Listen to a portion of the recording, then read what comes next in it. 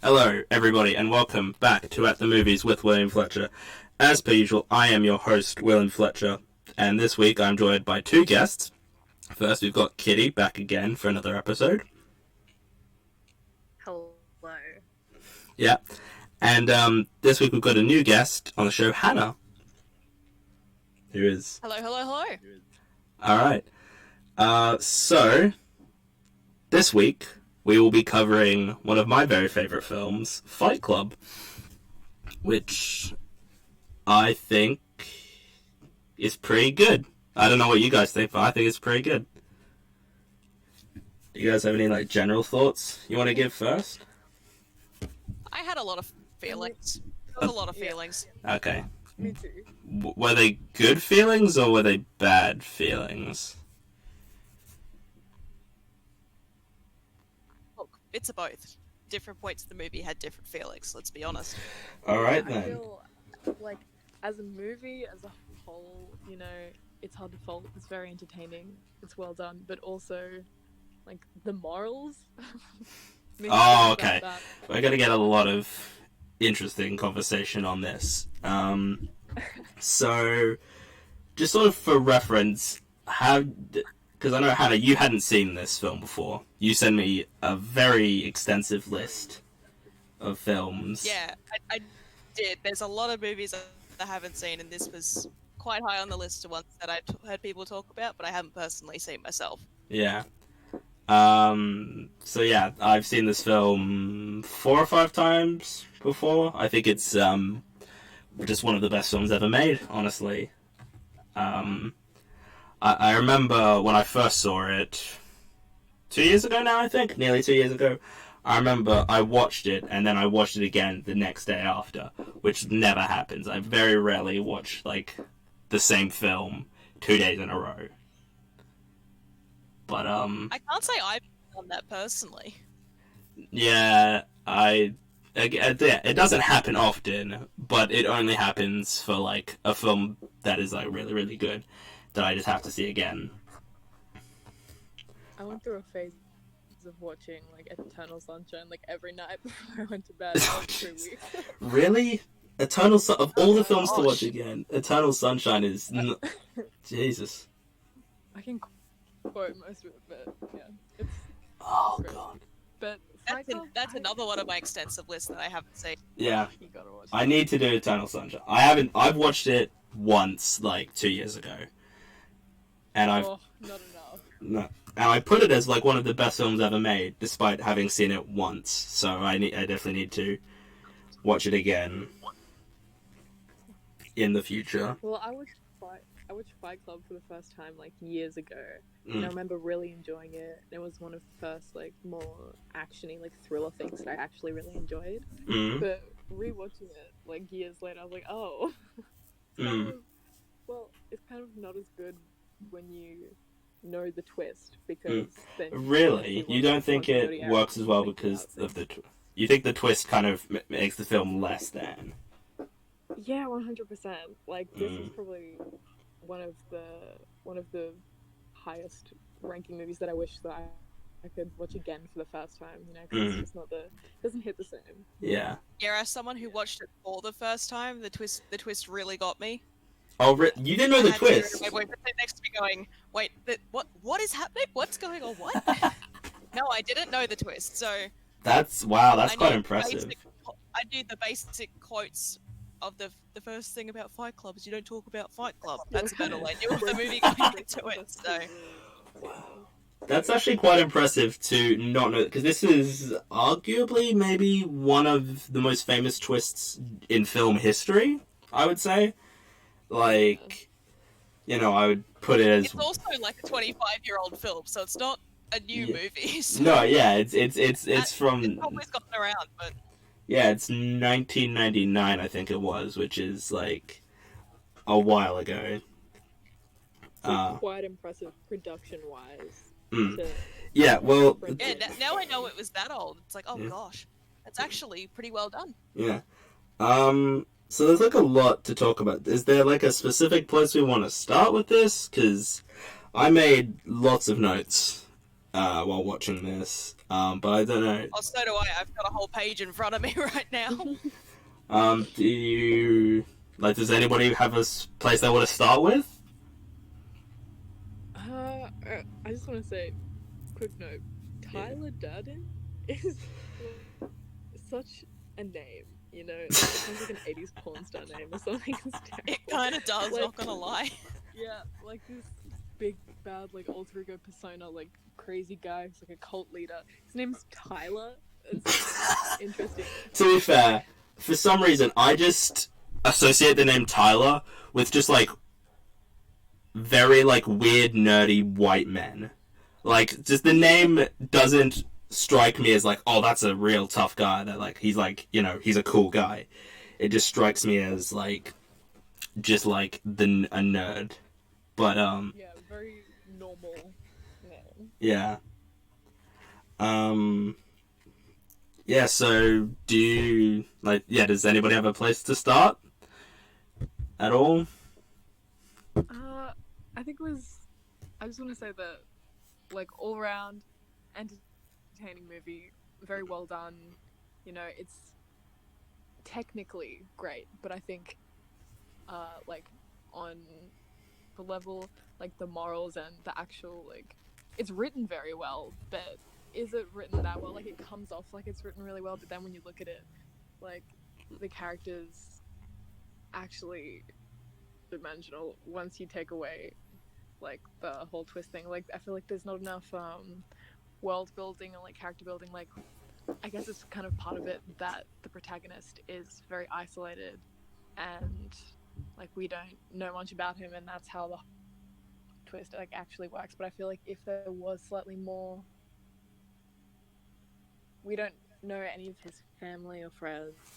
Yeah, I Or constantly found myself like itching to know what's this guy's name, what's his story, how did he end up here? Yeah.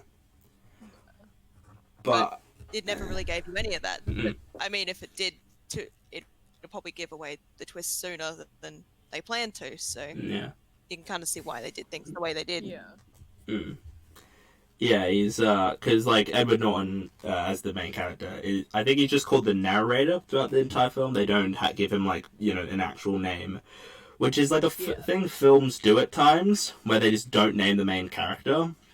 And I think in some ways it can work. Like I think it can be very effective, but in others it just seems like they're trying to be like clever or trying to be something more, I guess, than they are.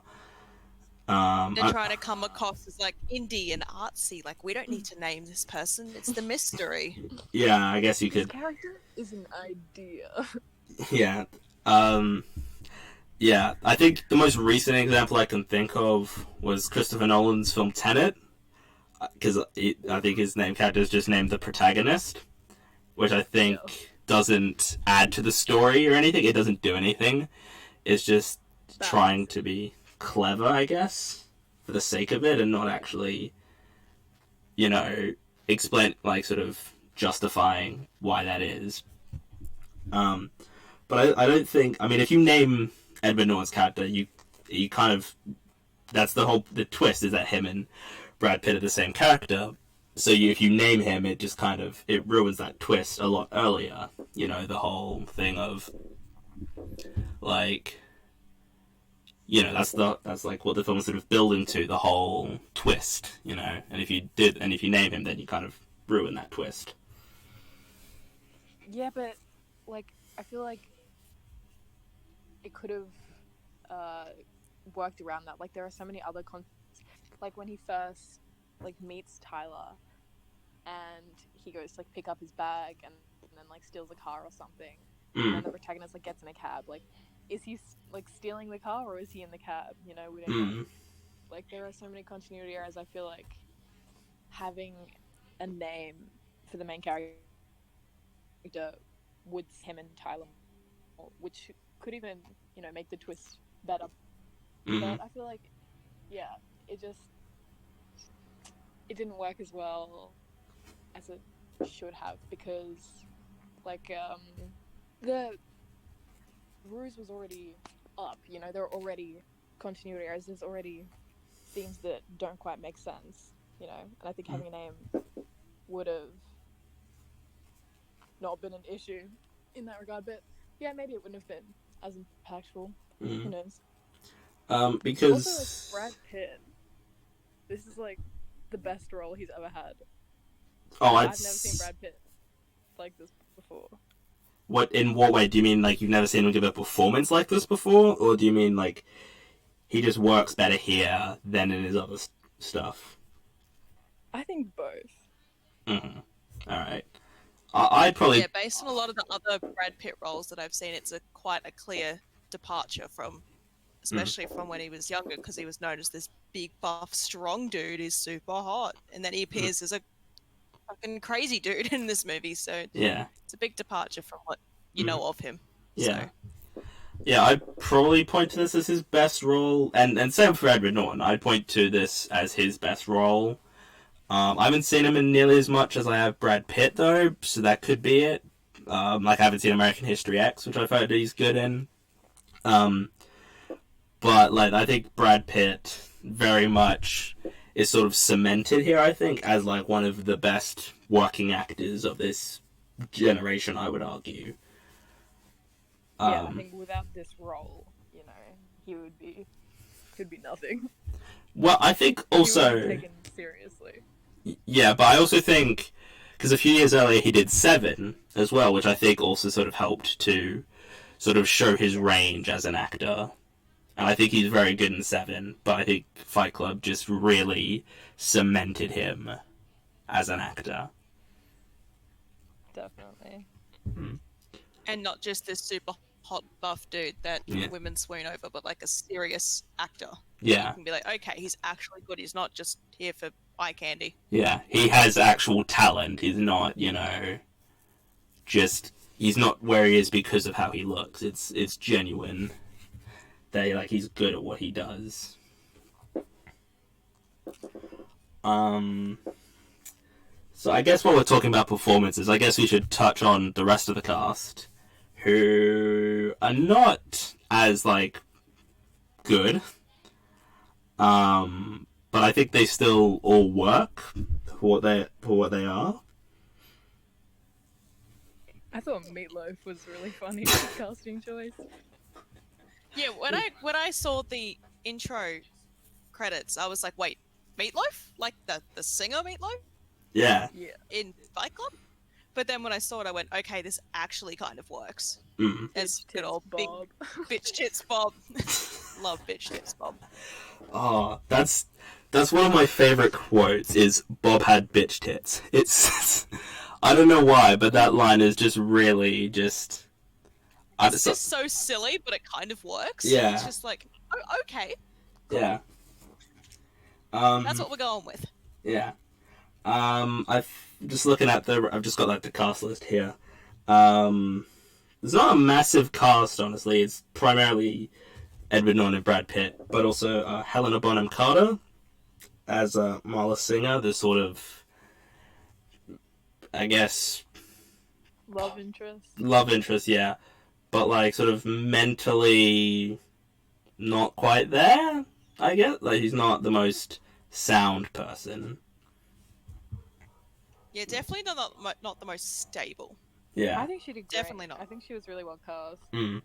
Yeah, The look was perfect. I think, let me check actually, but I'm pretty sure I read something that Reese Witherspoon was meant to be in this, which is just... That wouldn't have worked. That, it wouldn't have that worked. doesn't... Because, well, first of all, this is going to sound a little harsh, but I think Reese Witherspoon is like, I don't know if it would have worked as well because of just, like, the way she looks and sort of how she's more of, like, too clean cut. Marla Singer. Yeah, It I think wouldn't that's work. it. Yeah. You guys want to hear a joke?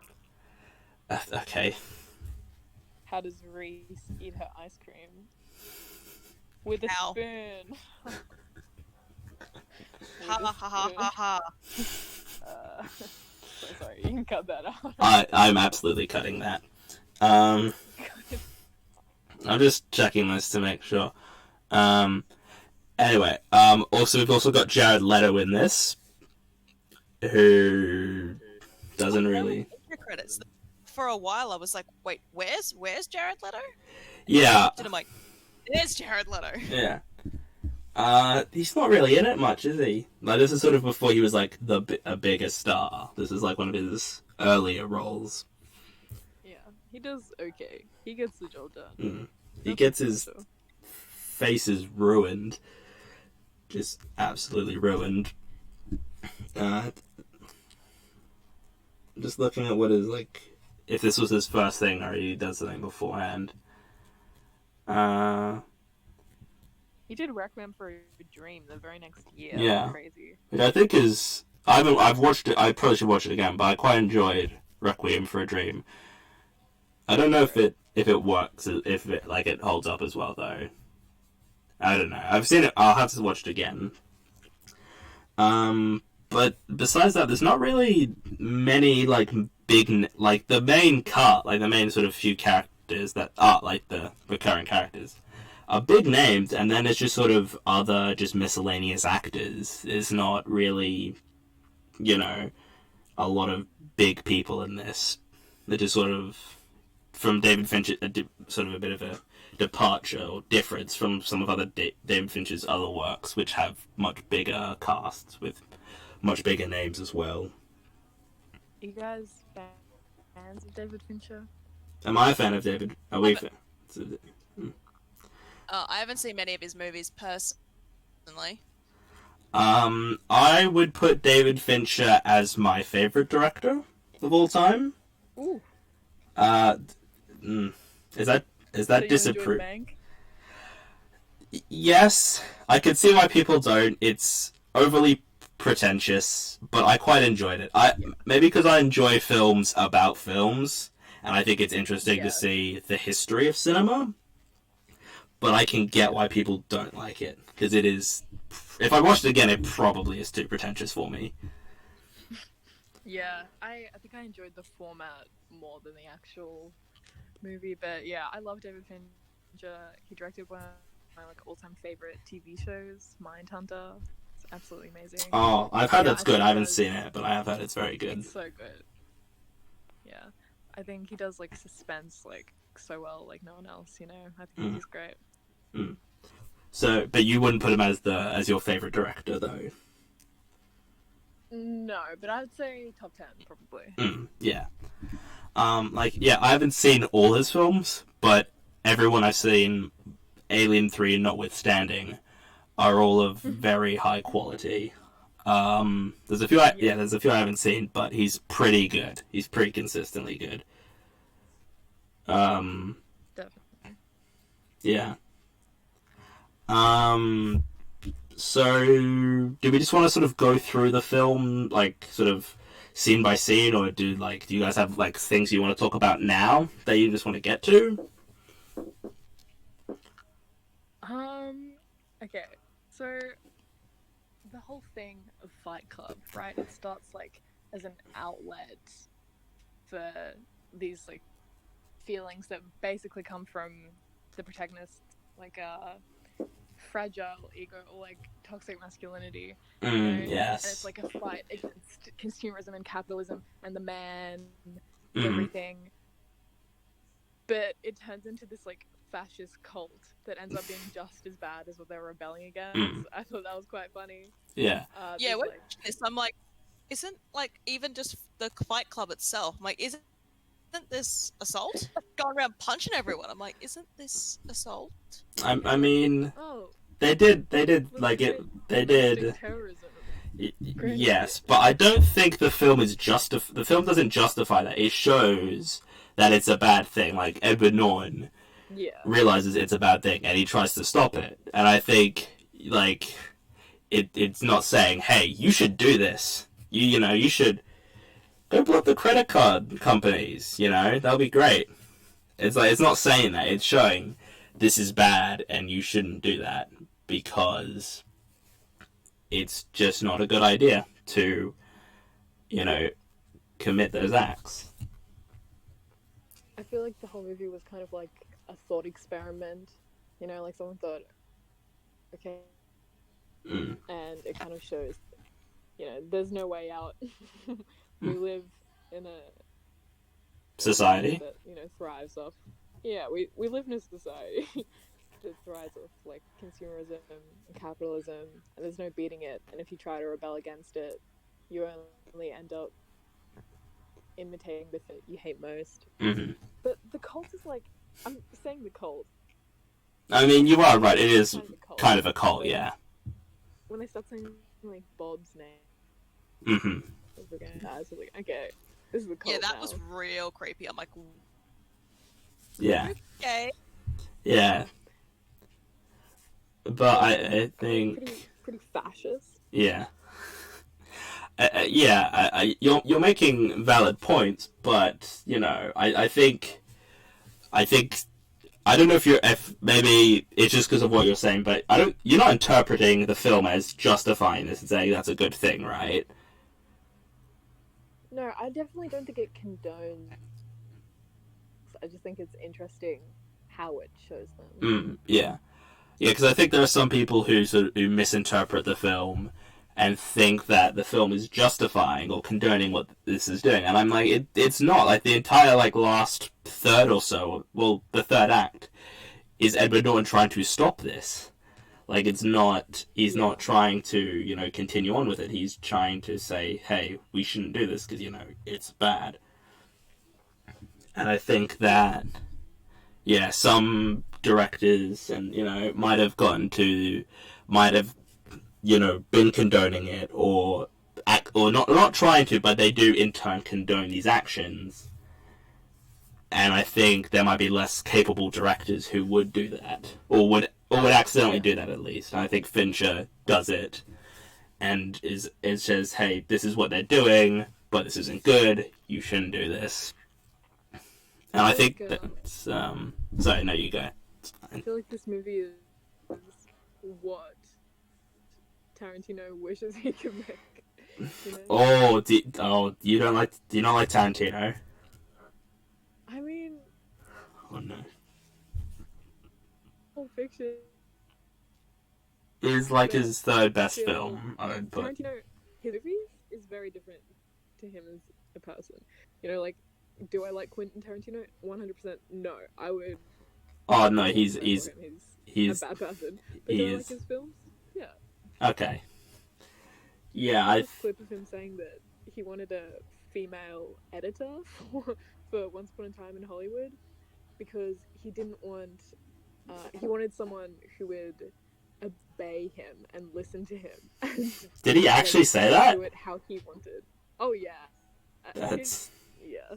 wow. That's terrible. I mean, that's not the what you said. So many other bad things, but still, that's pretty.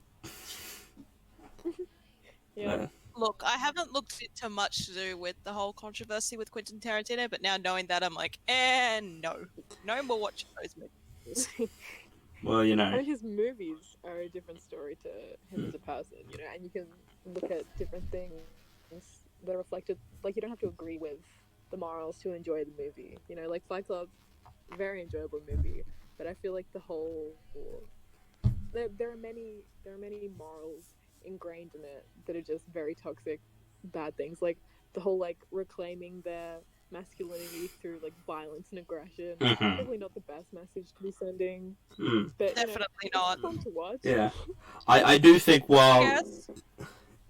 the film definitely doesn't condone that, I also do think there are people who would interpret the film in the way of hey, we should do this. And I think this is a kind of film that you have to be careful with because you could be, sort of in turn convincing people, the more... The more they punch stuff, the more of a man they are. Which Yeah, is sort not of... nice. Yeah, sort of enforcing the idea of certain people that, hey, we should be doing this because this movie said so, And I was, because this is a generation of... the quote is something from Brad Pitt, is a generation of men raised by women, I think is the quote. And I think that there are people who interpret it in that way. And in fact, after the film came out, there were several real fight clubs that were made and that people were going to because of this film. Which, I can't say I'm surprised though.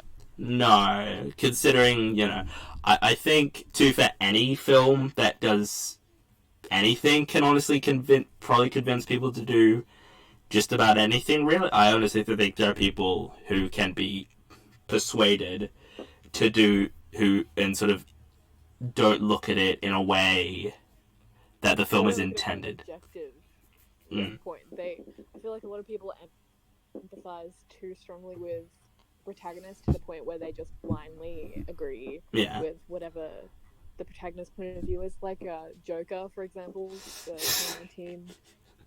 I feel like people, the whole point of that movie was to look at it from his perspective, and Mm. I feel like a lot of people came out of that thinking, oh yeah, he murdered 3 guys for all of these reasons, and Yeah. that wasn't the intended message, of course, and Yeah. that's not like a good message to be sending, and that's not the truth Yeah. like of the movie. And obviously people shouldn't be killing people, but something that I love about cinema, people get so close with the protagonist, and who's like, because you watch the world through someone else's eyes pretty much, with like a character study like Joker, or even like Fight Club. You're seeing the world Mm. through them so much that you just think that they're right, and that's a very dangerous attitude.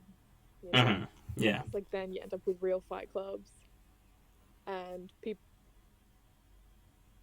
But yeah, if you look at this movie from an outside perspective, not Tyler Durden's perspective, Mm-hmm. there's almost no fault. Huh. Like I think you can look at ideas that are and think about them and understand them, and it's very interesting, but not agree with all of the messages that it has. Mm-hmm. Yeah. Same with Joker. Yeah. I think that. I think there are films, and like you could sort of like the sort of characters and from film and television where you can understand what they're doing and you can sort of get why they're doing this, but you cannot agree with them. An example that I just sort of thought of was Breaking Bad. Walter White he's a drug dealer, which isn't a good thing, but the reason he's doing it is like you can understand why he's doing it. And I think that's sort of a way you can write a bad characters. You can not agree with what they do, but understand why they do, and possibly sympathize with them like a little bit, and be like, I don't know if I would do this in your situation, but I get why you are. Yeah.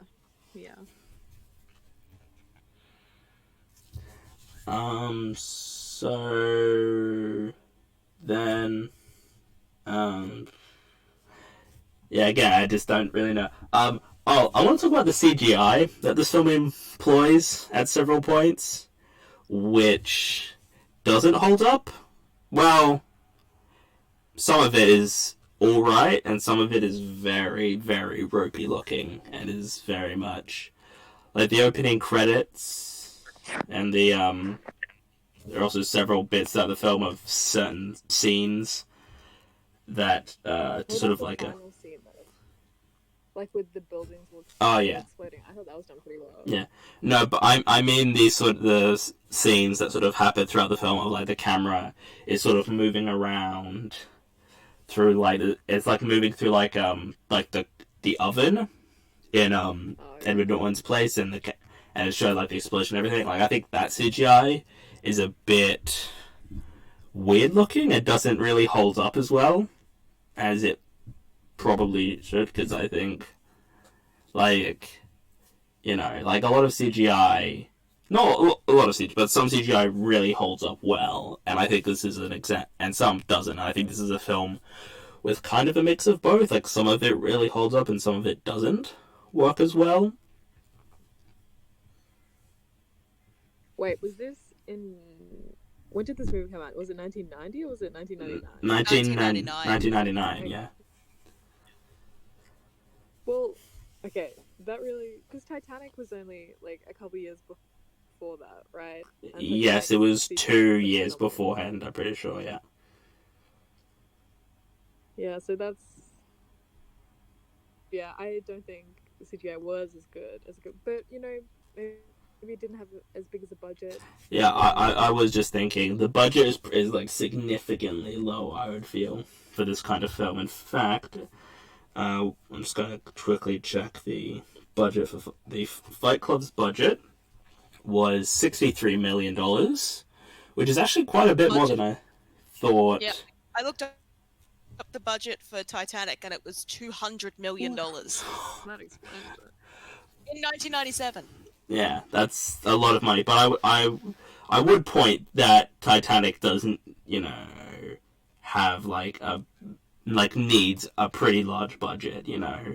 I mean, it's a whole it's like there's a boat that crashes. That's like that can't be cheap. There But is a bird that crashes. yeah, that's the whole point of the film. But also, I do think even some of the CGI in Titanic doesn't hold up as well anymore. And I mean, it's a film directed by James Cameron, so you do the maths there. yeah. The sound design, though, I think still holds up.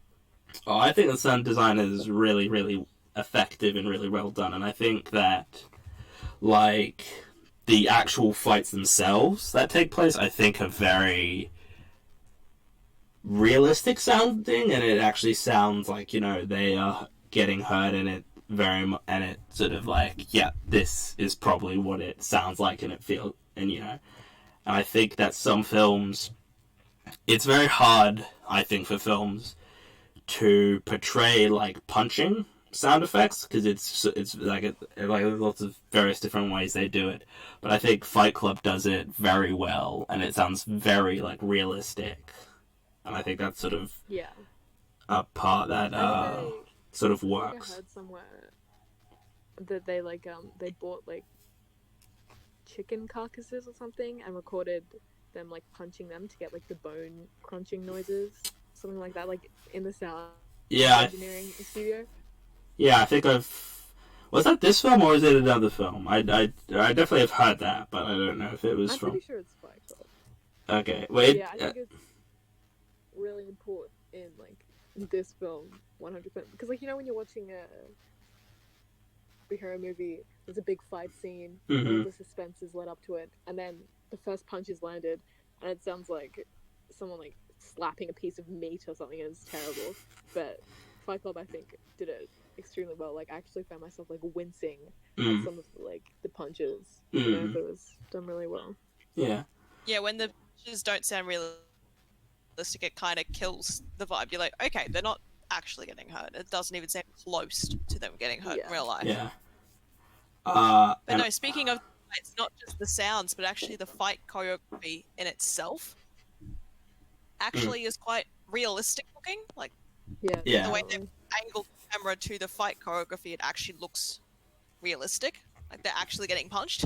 Yeah. I was like, wait, is this choreography, or are they actually getting like punched? Yeah, well, this goes to the first sort of fight is Edward Norton and Brad Pitt, and they've just like walked out of the bar, and Edward Norton actually punched Brad Pitt for real to sort of get like a genuine reaction from him, and so he actually punched. Did Yeah, he actually punched Brad Pitt like right in the ear to get their sort of reaction, like their sort of genuine reaction to it, and that's why.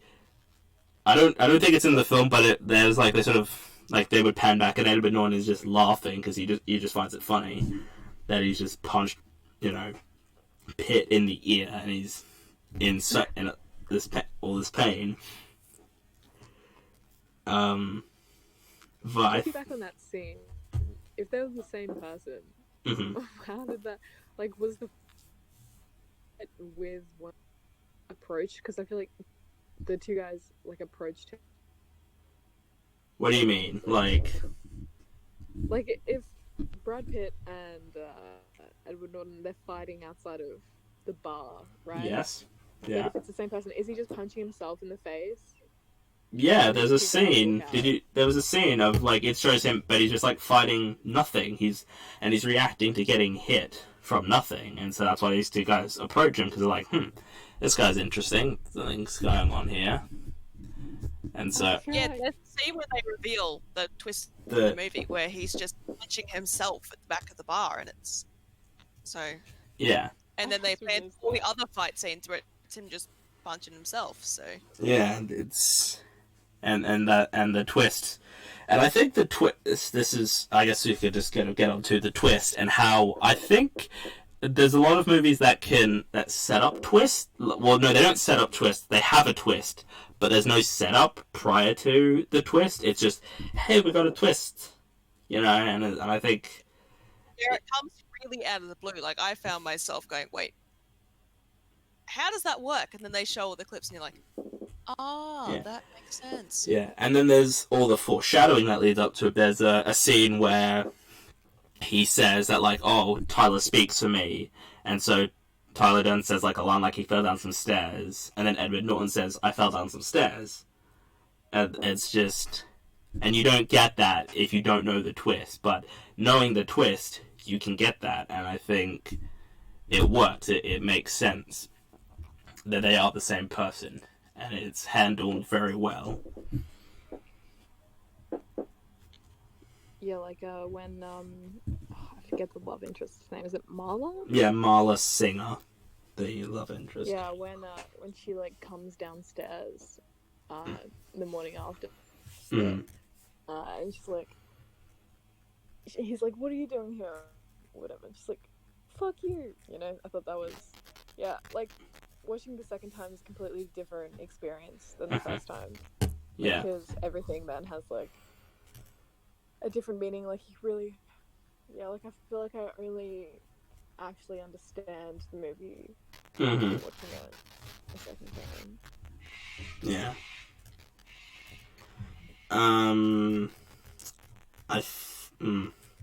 I don't really know where you guys like have a thing you want to talk about, because I feel like I've been talking a lot, and I want you guys to talk about this, to talk about anything. So it's the same. What's that, sorry? I'm gonna let you guys talk for a little bit, because just about something. Do you guys like have a thing you want to talk about in particular? Oh, not particularly. I mean, yeah, not particularly. Well, you said you made some notes, so, like, sort of what were your first few notes you made on the film?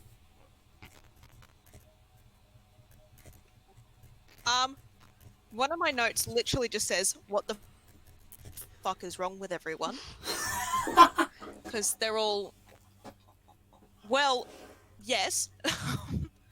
Because they're all, when you think of it, like narcissistic, all mental health issues. There's mentally something wrong with all of one of them. Mm-hmm. Like, yes. When you find out that Tyler and the narrator are the same person, spoiler alert, but I'm sure you know by now. Yeah, we've mentioned it all. Yes, exactly. It made me think of a mental health issue that a friend of mine actually has called dissociative identity ID, where you can, like, phase out and it's where you can phase out and assume another ID and not know you're doing it, like another identity would not know you're doing it. So that came to my mind, going, this is what's wrong with him. He needs to get like treatment because it's a trauma-based disorder. Like there's something wrong with him. He needs to get help, not get a bloody cult fighting club going on. Yeah, which ends up becoming a bloody criminal cult. So. And Marla's got her own issues too. I mean, there's one scene where she just tries to, like, goes, "I'm gonna kill myself" on the phone. I'm like, maybe go to, like, a hospital? Yeah, and she says, like, this isn't an actual suicide. It's just one of those attention things or something like that. Yeah, something like that. And I'm like, oh my god, okay. Maybe get that checked out. Yeah, I thought, the idea of mental illness not really being a thing, very 90s. Yeah, because it's very it's very obvious that they all have mental health issues, but it's not exactly addressed. Yeah, it's like you can't beat around the bush here. They all have a mental health issue. I mean, he's an insomniac and who turns out to have a multiple personality disorder, so there's something wrong there. Yeah. There has to be something somewhat wrong with all of them if they all think that, you know, punching each other up is a form of therapy. Yeah, I mean, in the opening sort of like introductory scenes of the first act, you see him like going to the doctors and stuff, and he talks about insomnia. By the way, I have insomnia. Oh, really? So I thought the. Do they portray it accurately? I mean, see, it's mixed. He's a mixed bag, you know. He has like a whole other thing going on with the whole Tyler thing, like possibly DID. But the way that he describes insomnia, like it's like never truly sleeping, but never truly being awake. That was really pretty accurate, pretty good description, I thought. But yeah, the way that they don't sort of treat it as mental illness, and it's more just considered like character traits, I thought that was quite interesting. Yeah, because when he went to the doctor, he's like, "Can you like give me some pills to sort me out or anything?" And the doctor's like, "Oh, nah, just you'll be right." He's like, "Oh yeah, people have Let it out your worse than you. feelings." Off you go.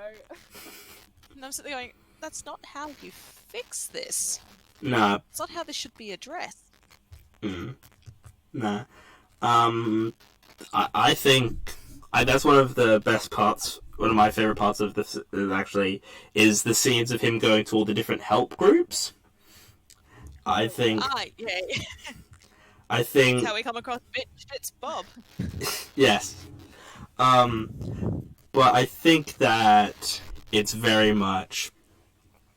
I don't know why. I just find that sort of him going to each of those places is really. I don't know. It's just really well done. I guess I think it. The pacing of the movie overall, I think, is done really well. Mm. And it flows really well. And like for a 2-hour movie, it does not feel. I made like that exact note basically. I basically just said it moves very fast and doesn't drag, and I when I was watching it again, I was like, man, is this gonna drag or feel like it's taking forever? And it really doesn't. It flies by for an over 2-hour film.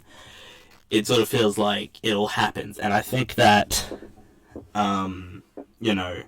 Yeah, I'm someone who struggles to sit through. Like when I watched the movie Avatar, I had to do it in 2 sittings because it was just too much. Yeah. Oh, that's fair though. Avatar's a God, rough one to it get. was- Avatar is probably too long. It's just unnecessary. But this one, I didn't think it was too long. I at one point had to make myself dinner halfway through watching it, and I moved it from my computer to my phone so I could keep it going. So, Yeah. because I decided, it's a good time to watch Fight Club. 9:00 at night. When are you going to bed? Yeah, I was watching it like 4 a.m. this morning, and he was like, "Think about insomnia." I'm like, "Oh, I feel you, buddy." It's like, oh, this is too real. Yeah. Yeah. I watched this in like the afternoon, which is a pretty reasonable time, I think. Not staying up till fucking 9 o'clock or being awake at 4 a.m. to watch this. What? I had work the next day too, so I've stayed up till like midnight watching this movie, then gotten up for work, and I'm like, this is fine. This is great. Yeah, the pacing is definitely amazing. Like, definitely. Like, I've seen better written movies that haven't done the pacing this well.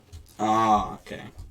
Like what? What's Yeah, it? I've seen movies where like Avatar, it drags on forever, and then other movies where I'm like, this is moving too fast. I can't actually keep up with what's going on. Yeah.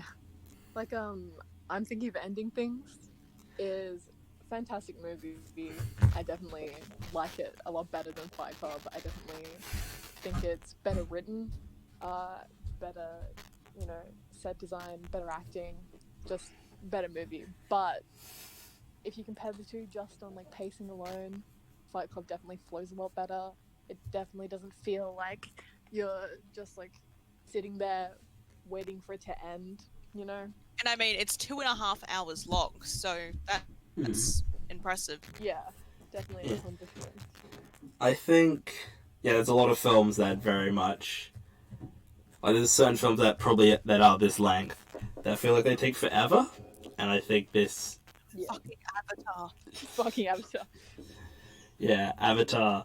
I think also this is a film. It doesn't go on forever, and it doesn't sort of go longer than it needs to. I sort of think that it sort of reaches the climax at like the perfect point. It sort of goes along and sets everything up and does all of this, and then it gets to the end, and it's not like there's no scenes I feel that are pointless or don't add anything or don't sort of have character building or are like foreshadowing for later on. I think every sort of scene is required. I don't think that it goes too long. I agree. Yeah, there's no filler scenes. Like every scene, you need it to build that story. Yeah. Because I hate movies that are full of filler scenes. I'm like, cool, skip this. I don't need this. But this one, I'm like, now I think about it, every scene was needed in order to work out the twist and get the full plot of the story. Yeah. I'm just like thinking that there's probably films that are like, there are films that are like 2.5 hours and they've got a lot of filler in them. I can't think of anything off the top of my head right now, but there are like films that are this length that have a lot of filler that don't need, you know, nearly half of the scenes that it features because they don't add anything. There's no point to them. Avatar. Again, Avatar. Avatar is way too long. I just really didn't like Avatar. I thought it was boring. I think that's a pretty consensus. That's the consensus of a lot of people. It's not great. Really Avatar overhyped. 2 Really Avatar overhyped. 2 is coming out like next year, I think. Oh isn't it? God, not And another Avatar one. 3 the year after. Oh, But I'm actually excited to watch them. all these Avatar films were meant to all be out by now. Like the fourth one was meant to be out like 2 years ago. They haven't even finished them yet. He's still got like 3 more he's making. This is insane. Look, I'm sure it was a better film in 3D, but I watched it at my grandparents' house when I was about 12, so not long after it came out. And I'm like, this is just dragging on forever. I'm so bored. Yeah. But I have to finish it because everyone said it was good. And I'm like, okay, half this movie wasn't necessary. Yeah. I think that's the thing David Fincher does really well, sort of in general in his films, is there's no, in all of his films, of the ones I have seen, there's no filler. Like, all the scenes are necessary, they build character, or they progress the plot, or there's... It does something that they're all necessary in some way. Some are bigger and more important than others, but it's all necessary. It's not... He doesn't seem to leave in the things that don't add anything. He just keeps everything that matters. Edited really well as well. Yeah, I think the editing is very good in all his films. Like Gone Girl. I haven't seen, but I have. Oh, you gotta watch it. It's not necessarily amazing. You know, it's pretty linear story, but it's just so perfect. Like, so perfectly told, story-wise. Like, he does the to a T, like perfectly. Builds suspense so well. Like almost textbook, but so great. I've got a quote that I like to read for you, and I sort of want to get your guys' opinions on this specific quote, alright? Okay. So it's like two people saying things. It's Edward Norton's character and Marla's character. So when people think you're dying, they really, really listen to you instead of just waiting for their turn to speak.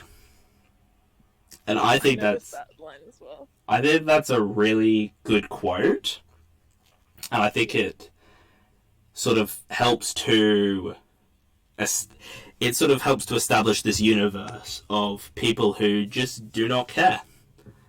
Like, you know, throughout it, Edward Norton and other people are, you know, beaten up badly, but people don't just ask them, hey, what's happened, or they don't make a sort of point about it. They just sort of continue on like nothing's happened, like they are not. And I think that's a very and I think that quote very much sums up a big part of this film. Yeah. And I think it's very relatable as well. You know, it's about loneliness in a way. Yeah. You know, people struggle finding people to connect with and feel like people aren't really listening to them. And, you know, Yeah, I that's feel a like big it doesn't just reflect the world of the movie, it just reflects society in general. Yeah. Just Yeah. everyone's just in their own little bubbles. They don't give a shit. Yeah. And I think that's one of the best quotes of the film, in my personal opinion. There's like, you know, and it's... That and bitch kiss Bob. Yes. Bitch tits Bob. Yes. I would also argue this quote is perhaps the most poignant of any quote in the film. I can't think of any other quote that is as poignant as this. I think there's some quotes that other people might find poignant, like sort of some quotes that Tyler Durden makes about society and how sort of what this that generation of men are like. Some people might find that more poignant, but I don't, because I know that he's, you know, the bad guy. He's essentially the villain, so I shouldn't agree with what he's saying because he's the bad guy, you know? Very much an anti-hero. Mm. Yeah, he's basically the villain painted as a good guy, and then you go, hang on, you're the villain. Yeah. Maybe we should agree with what you're saying. And that's sort of what Edward Norton's character is, you know, sort of looking at Tyler Durden as this godlike figure, I guess. And then sort of coming to the realization and understanding that, hey, maybe he's not as great as I think he is. I saw this this article a while back on like Letterboxd, I think, about how Fight Club can be seen as like a metaphor for Buddhism, and a big thing meant. And then once you reach that point, you have to kill your Buddha because you don't need him anymore. You know, you don't need the guide because you found like who you are. And I feel like that is quite cool because that can be like reflected when he shoots himself in the head. You know, he's killing Tyler, he's killing his Buddha, he's killing his God because he doesn't need it anymore because he's like found himself. I really liked that. Thought that was interesting. But also, if he does. But if you just shoot yourself in the mouth, wouldn't you like die an instant, bloody, disgusting death? Well, it depends on the gun and. I think it depends on like the angle. I think it depends on how you. I think it sort of depends also on how you do it. I think the gun definitely sort of matters, like what type of gun you're using. But I also think, because he doesn't aim it like sort of directly at the back of his head towards his brain, it goes through like his cheek, right? So I think that's, You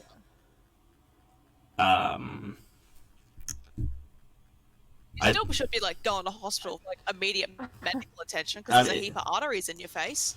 Oh no, he absolutely should be, but he doesn't have time for that. He's got to watch the buildings explode. He has to hold hands with his girlfriend. Yeah. Because, you know, priorities. Yeah. Yeah, priorities. I really liked that ending though. I thought it was cute. I like the song as well. It fit really well. Yeah. I've heard some complaints about the ending and how sort of people think it's sort of... I don't remember what it was exactly, but I think it's sort of people think it's glamorizing this, and I don't know if it is exactly glamorizing it. I think it's just two people sort of watching like this sort of thing happen and just sort of have to sort of figure out what they're gonna do next, you know, together. Yeah. I think, you know, that's life, you know? You just have to sometimes watch the world burn, quite literally. Yeah, I don't think it was glamorizing anyway. I mean, I think some people can interpret it that way, but I definitely don't think that was intended. I just think people with maybe a weaker sense of self than others tend to like cling to ideologies shown in these types of movies and like Tarantino movies as well, and Nolan movies. They'll kind of attract some of the same kinds of people who just like, yeah, I want to fight people because I resent my mom because my father left and all this shit. But I don't think it necessarily does that. I don't think any movie necessarily does that. I just think it depends on how you look at it. So what you were describing was just an incel then, basically. Yes. Yeah. Because I think there are definitely those kinds of people who are like, oh yeah, Tyler Durden, he's right, I agree with him. And then it's sort of just like, well, no, you shouldn't. He's objectively wrong. Like, what he's doing is bad. You shouldn't agree with him. Like, people who look at these kinds of films as a way to normalize, like, or glamorize violence and that kind of thing. Oh, I think my neighbor just started mowing their lawn. I don't know if you can hear that. But I can't hear it. okay, good. I think, yeah, it just 100% depends on the perspective, and I don't think movies made to make. I mean, of course, movies, they position the audience to feel a certain way, but I don't think it necessarily should, because it's a personal experience. It depends what mindset you go in there with. It depends if you look at it objectively or subjectively. And people who think like, oh, Fight Club's bad because it normalizes violence. It's like, no, it doesn't. It just doesn't, though. You normalize violence within yourself if you think of it a certain way, Yeah. I don't know.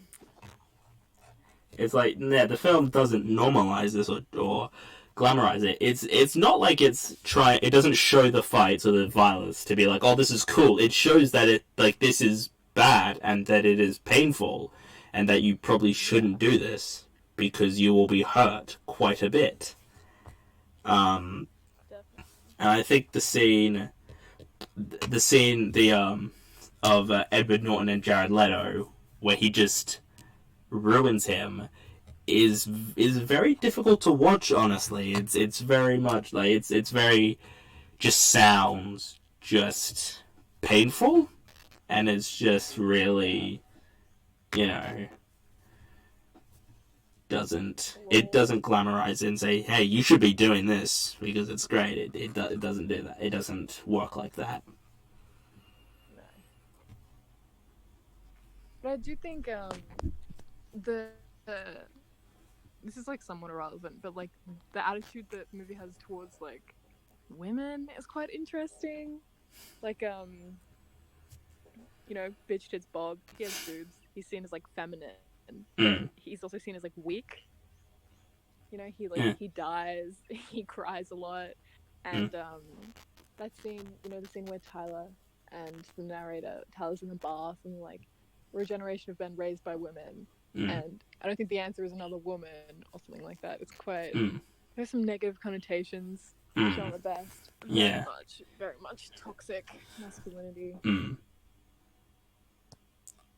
I think that is very I do think that's sort of what the film is trying to portray as like a bad thing. I don't think it believes that, and I this goes to the whole sort of what it shows and how it and sort of shows it to the audience of. It's not saying this is a good thing or they should be saying this or anything. It's very much like, this is, what he thinks, and, this is just sort of what this is his belief, but it's not the right belief, but it's what, certain people can or like will believe, Yeah. It's always slightly worrying, like, if you meet someone and, you're talking and they say their favorite movie is Fight Club. Why is that worrying? An idiot? It's like, are you in a Fight Club, or are you just a violent person? Or yeah, it's like Sorry, you guys cut out for a second. Can you just repeat what you were saying? Sorry. It's always worrying when you meet someone whose favorite movie is Fight Club, and you can't tell if they're like the incel kind of fan that thinks they should start a Fight Club and they think that Tyler Durden is like the hero, or if they're the kind of person who does look at it like objectively and just enjoys it for the movie that it is. Okay. I think there are films like this that sort of those kinds of people would say, oh, this is exactly how I feel. Society just doesn't get me. I'm not the problem, society is the problem, and I think... Yes. Like the average Rick and Morty fan.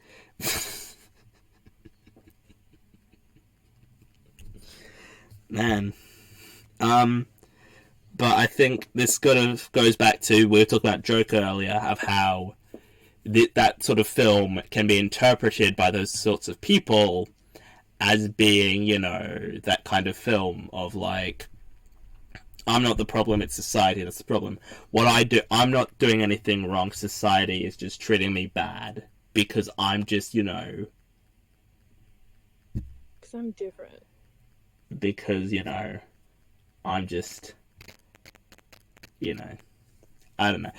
You know, the idea of, like, I'm treated differently because of, you know, it's because I'm a white guy. So therefore, society treats me differently because I'm, you know, white. And, you know, that's apparently a thing. There's apparently white genetics. This has gone on a tangent, but I think this is a film that was sort of making a point of that, you know, those sorts of people who sort of think that, you know, of society is getting more, I guess, feminized, you know, more, it sort of was more women and sort of the way.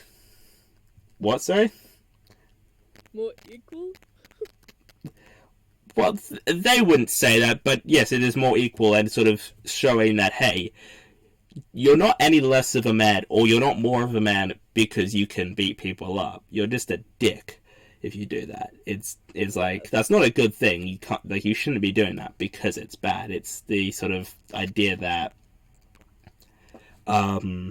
you know, this is what, there are people who do think this, and it's like, but, you know, you shouldn't think that way because that's not a good way to look at things. And I think that that's still a relevant message today of certain groups of people who think they are being oppressed when they're not. Yeah.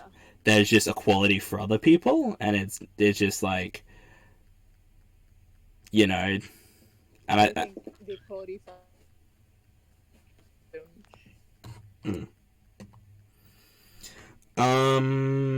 just seeing what else I want to talk about. Another one of my favorite scenes in this film is the scene where Edward Norton, the narrator, is in like his boss's office and he starts beating himself up and it's like throwing him into like shelves and into like the glass table he's got. I think that's a really effective scene, and it reminds me, this film actually, the more I think about it, is sort of a bit reminiscent of American Beauty. Like, not massively so, but it's got a couple similar themes and ideas to American Beauty. I see that. The sort of thing of like the sort of idea, like, what is, like, why do I do this? You know, the sort of the consumerism and the idea of like, this is what society tells me I should be doing, but I don't know why I am doing it. I'm just doing it because I've been told this is what I need to do.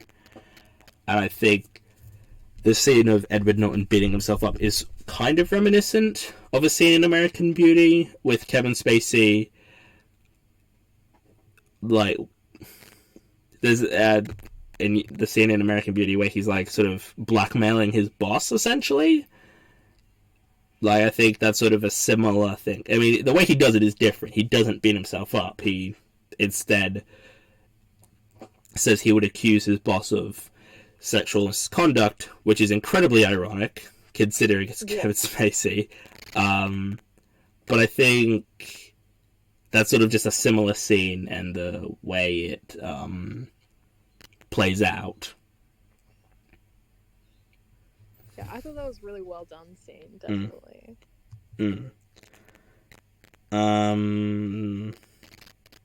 So we've sort of been jumping around sort of the plot and sort of various different parts of this film. I'm just looking at any other notes that I made. Hannah, do you have any more notes you want to talk about that we haven't particularly covered? Just sort of in this general discussion.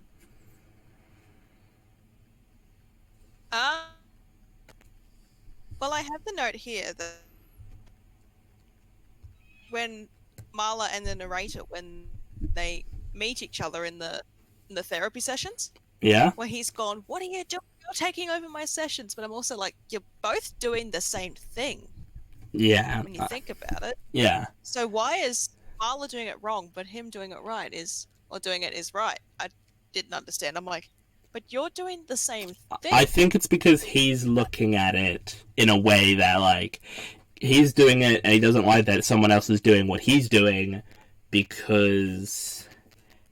I think he knows it wrong. Yeah. He knows it's wrong, but he also feels like he needs it. You know, like it's his safe space.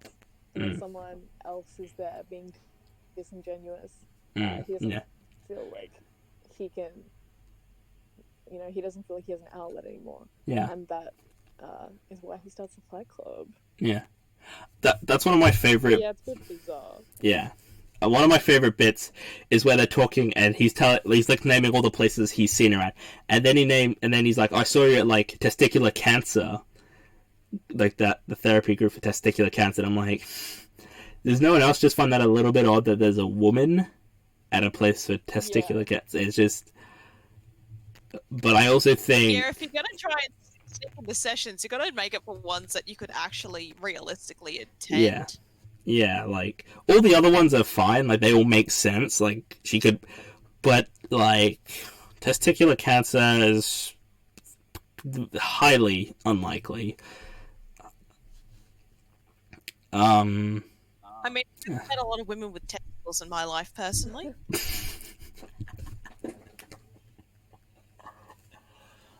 I'm just looking... Yeah. I'm just looking at other notes. I think the idea of Edward Norton going to these different help groups, the idea that no one else listens to him, so he has to sort of resort to this sort of method to sort of get people to listen to him, to care about him, is quite depressing, actually, like, when you think about it. Like, sort of, no one else will care for him, so he has to pretend he's got all these problems so that people will listen to him, you know? Yeah, but I feel like that's slightly strange because we aren't introduced to, like, we see him as a person who's completely isolated from society, but we don't know why, we don't know what happened to his family. And even when he starts to talk slightly about his background with Tyler, he's like, my dad left when I was 6. But then Tyler talks about how his dad pressured him to go to college, and then the narrator's like, yeah, me too. It's like, well, which is it, you know? And we never really know fully why he's like the way he is. We never really fully know. But I think... Yeah, that's kind of, now that you've said that, it's a really contradictory statement. Yeah. Because it's like, did your dad leave, or did he press you? But I guess he could leave, but, you know, because custody arrangements and all that kind of shit, he could still bad, but he could have left like a family, so it could have been that sort of thing. He's almost dramatized it to make it look like, oh, dad left, never seen him again. Yeah, I just feel like it needed a bit more truth. Like, there needed to be more of a core to his character, and I feel like I would have appreciated it more if we knew him a little better, if we had more background, we knew why he was like that, you know. And I think that could have been explored in the third act instead of all the running around after Project Mayhem. But it's still it's I don't know, I'm fine with it having not done that. Like, it's still a solid movie, still very entertaining. I feel like it would have been a little more interesting, because, like, this is such a great concept, very interesting concept. It would have been slightly more interesting, or I would have enjoyed it more if they focused on him more as a character, and if they focused less on the actiony side of things. Yeah, I think that, yeah, the sort of idea that society as a whole is sort of like, we sort of live by what we own, you know. If we see, you know, there's this new, you know, there's the sofa that to own, or this TV, or this cat, you know, or this sort of thing like that, the sort of message and the idea that we just sort of buy it more for a necessity to feel complete, and to sort of make ourselves feel more than we are, and to sort of seem more interesting or impressive, I guess, than we actually are.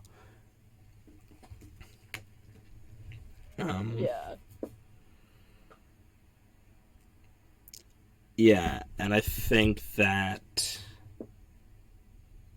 the film has sort of got some messages it wants you to take away, and others it doesn't want you to. And I think that, I don't know, to me anyway, it works. I don't feel that it's sort of contradictory or doesn't really work. They sort of all sort of make sense that the messages it wants you to take away. Now, whether you interpret those messages correctly or not is a different matter, but the ones it wants you to take away, you know, sort of make sense and like it all works basically. Yeah, I agree.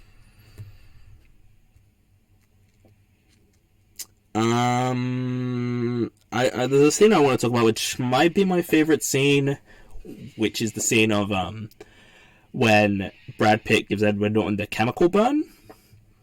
Oh, amazing! I really like I think that's a really good scene and like probably the best thing. I sort of the idea of like, well, first of all, that is a very interesting thing to look at because it's himself, so he's purposely, you know, burning his own hand. But Which is a really fucked up thing to do when you think about it. yeah, Self-harm. yeah, like self-harm is, you know, never good, and it's sort of No, it's never a good thing. yeah, There are other ways to go about it though that don't involve, you know, Acid. rotting, like burning your skin away. yeah.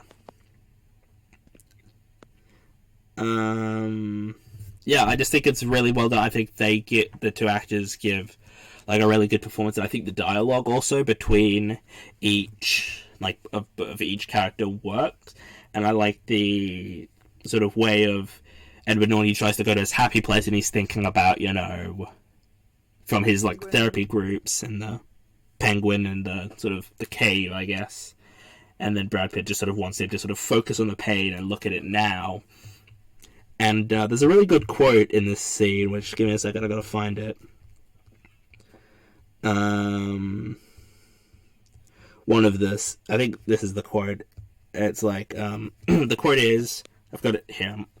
Our fathers were models for God. If our fathers bowed, what does that tell you about God? And I think that's a really, again, this film just has a lot of really good quotes that portray that sort of portray and sort of help to explain who the characters are and what they believe and such. Yeah, I'd be interested to read the book.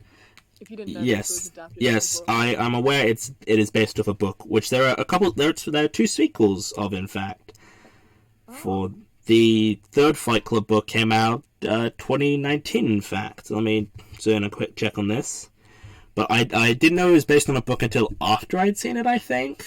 And I think it's and apparently the book is not like it's a good book, but it's nothing like it's not as good as the film, and it's not as, you know, great as you might think it would be. Yeah, I feel like if I was to read the book, yeah, I would hope for more background on the protagonist, but I think that's all I could really ask for, you know, because the movie is good. It's a solid movie. It's great. There's not really much that I feel like I could improve on, except for like the small continuity stuff and the background of the protagonist. So they made a sequel to Fight Club, which was released in a comic book format in May 2015, and then Fight Club 3 was also released in a comic book in 2019. So I'd be very interested to read these comics and the original book. I believe the sequel is about sort of the continuation of Marla and the narrator's relationship That following. sounds interesting. I would like to see that. Yeah. Yeah. I sort of, because I think we're just about done, basically. Like, do you guys have any sort of final things you want to mention? Any final notes or? I think I've covered everything I wanted to say. Yeah, same here. Yeah.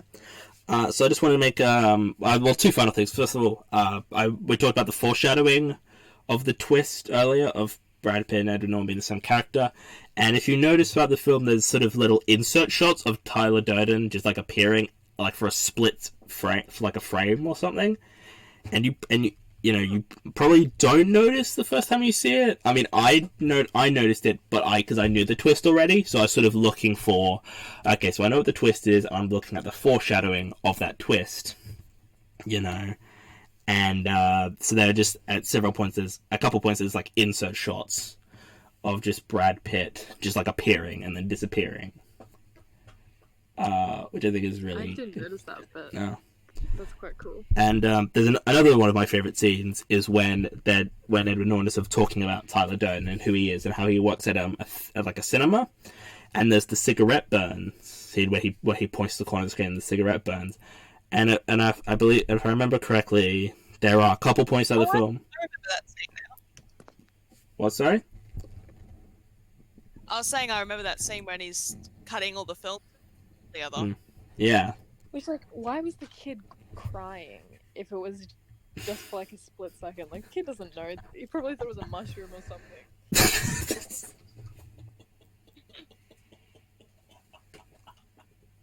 Anyway. Jesus Christ. But there are a couple of times throughout the film where in the corner of the screen, there are the cigarette burns, which apparently is not accurate, and it's not actually how it works. I did some research, and like that's not real. I think David Fincher just did it because he could, which I think it's a very nice visual. I think, like, late 90s, no way they were still, like, changing film reels. Oh, absolutely not. I think they probably were able to do it all on like one reel. They didn't need to. Well, they probably would. Yeah, or like VHS. Yeah. Even. Yeah. Yeah. I think that's. That's another thing I liked about the movie was all the times they broke the fourth wall but talked directly to the audience. That was a key scene when they talk about the film and they point to cigarette burn. And Edward Norton's characters just talking to the audience. Yeah. There was quite a few instances of fourth wall breaking, and I liked those in the movie. Yeah. I like fourth wall breaking, but only if it sort of works and sort of if it makes it like, because the entire film, it is basically Edward Norton is narrating the entire film more or less, and so when he talks to the audience, it is in keeping with the rest of the story, and it doesn't just sort of come out of nowhere. He has been doing this throughout, basically, just him talking about himself and what's been happening, basically. And I think there are some films that just sort of do that for the sake of it, and it doesn't actually add anything to a story. They just do it because they think it's cool, you know? Yeah. I think that's it, though. I think we've pretty much talked about I think that's pretty much everything we've talked about, right? I mean, unless you guys have any final things you want to say? Yeah, no, I think we covered everything. Yeah, I'm just looking over my notes, and we've pretty much covered everything. I'm just going to quickly look at my notes. Everything. I want to, before we give ratings, Anna, if you want, you can give a rating for the film. Just in a minute, though. Did you know that they made a quasi-female reboot of Fight Club? No? What, like Ghostbusters? No, I did not know that at all. It's not called Fight Club. It's instead called Book Club? No, that would be a better title, by the way. It is called Chick Fight. Oh no. That straight up sounds like I'm like a porno for a very niche group. I'm definitely gonna watch that. It is. Yeah, Chick it is. It is. It stars Bella Thorne and Alec Baldwin. I think I saw an ad for this movie once, and I'm like, what is happening? It came out last year. Yeah, it came out last year. And, I don't want to see it because it sounds shit. And it apparently is. But I also want to see it to see how bad it is. Yeah. I'm looking at the ratings for it. It got 4.6 out of 10 on IMDb and 30 Rotten Tomatoes. So look, the ratings aren't great. No. But it could be a craptastic film. Who knows? Yeah. And when I initially Bella Thorne hasn't been amazing. I don't really think she's good. I don't even know what she's she's. terrible. That's the joke. Okay, I was like, I haven't heard her be great in anything. And I remember when I first heard of it, I was like, no, just no, that doesn't work. Like, the difference between this and, like, say, Ghostbusters is, like, Ghostbusters, you know, I think, I don't know, the plot of Fight Club, to me anyway, feels like it's kind of maybe more difficult to do it with women. I don't know if that's just me, but I think the message that I mean, you could probably do it with women, but I don't know if the message would work as well. Exactly. It works the same way because the whole point of it being like the men being raised by women and then like reclaiming their masculinity. Yeah. And like the whole like aggression is manly thing. Yeah. Yeah, and the whole subject matter around having toxic masculinity Yeah. when involved with women. Yeah. I feel like if there was to be a female version, it should be like similar but in the opposite direction, you know, like sort of the way women fight too. So But would even you that just sounds like it'd be horrendous. Yeah, no, Yeah. terrible. so you would mean like Not sort of women. the way society is sort of looks at women as who fight as sort of a precious, weak. yeah. Yeah. But that to be fair, that thing should have been- even then, that sounds terrible. Yeah. And to be fair, I actually forgot it was coming out. I heard it was happening, and then I just like sort of forgot about it until like recently, for the purpose of this podcast. I remembered that they made that, or they were making that, and then I realized it came out last year. Oh no. But part of me, the sadist in me, wants to watch it. Yeah, same. But yeah, that's pretty much it. Do we want to do ratings for this? I'll let you guys go first, because I feel I'm absolutely going to be the most positive. Okay, I'm probably going to be the most critical. Okay. So, All right, I'm going then. to rate this 7.9, which is quite low, because I do think it's a great movie, 100%. But I just didn't really connect with it. I think there are some things could have been done better, but yeah, I'm going to leave it at that. All right. Hannah, would I give it a rating? Yeah, I'll give it a rating. Yeah. I'd probably give it an 8.5, just because it's All not the right. kind of movie I typically watch. I'm a giant child who likes comedy movies and Disney movies, personally. Yeah. But no, for me it was... I'm not usually into the whole action thriller kind of movie, but I couldn't... As like I said, I had to go cook dinner and I moved it from my computer to my phone. I couldn't stop watching it. I had to know what happened. Yeah. It hooked me in. Yeah. But there are a few things, mainly to do with, if they remade it today, how mental health is dealt with in the movie. I don't particularly agree with, personally. And there's some things where I'm just like, what the fuck is wrong with you all? Like, you need help, not a fight club. Yeah. So Yeah, I don't agree with the morals of the movie per se, but in terms of how it's done and all of that, I think it's a great film. So hence the 8.5 rating. I was right. I am going to be the most positive. This is a 10 out of 10 film. It is just everything about it I just love. I think the way it, like, the performances are great. I think they all work. There's no filler scenes. It doesn't, where like all the scenes are just there for a reason. There's no pointlessness. It doesn't just drag on forever. It moves at a very fast pace. The sort of morals and the sort of ideas and concepts that the film decides to tackle, I think, are all done extremely well. And I just think it sort of everything just sort of works. And I think this might be the highest rated film I've done on this show. I think, I'm not sure yet, but I'm pretty sure. I just have to look at my list, the list of episodes.